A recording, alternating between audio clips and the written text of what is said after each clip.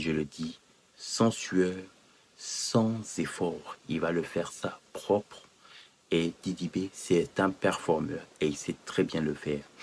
Didi B, je rentre dans le sujet, dans son interview, il a cité toutes les personnes qui ont été ingrats à laquelle Didi B les a aidés.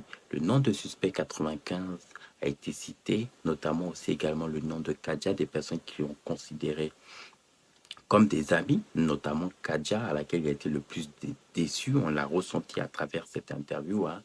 Didi B n'est pas allé de point mort concernant Kadja. Ça, c'est clair et net. D'ailleurs, il a dit que même la jalousie, l'aigreur se fait ressentir.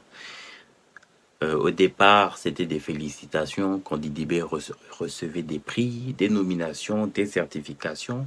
Au fur et à mesure, c'était des prétextes comme quoi il n'avait pas le temps de participer à ces concerts. Et puis directement, c'était des messages en inbox, en texto, en faisant comprendre à l'artiste que c'est bon, tu gagnes beaucoup de trophées, c'est bon, on a compris. Donc, c'est devenu de la sorcellerie, même à la limite.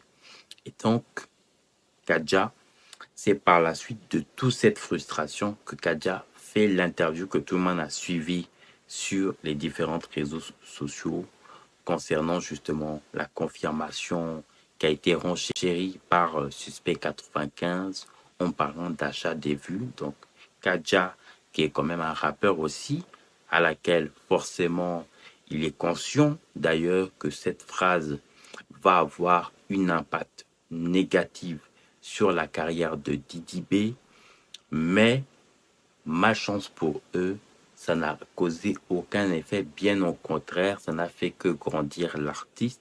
Je pense que les artistes de Kadja devraient d'abord, et je ne parle pas que seulement même de Kadja, c'est pour tous les autres artistes, devraient déjà commencer hein, à se poser les questions de ce qui n'a pas marché et de ce qu'ils n'ont pas encore fait. C'est la question qu'ils devront se poser. Qu'est-ce qu'ils n'ont pas encore fait?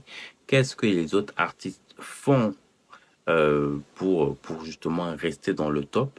C'est des questions comme ça qui devraient se faire. Mais comme on veut justement rester dans cette confondration d'aigreur, on ne veut pas s'intéresser à se rapprocher auprès de l'artiste parce qu'il y a l'ego, il y a la jalousie.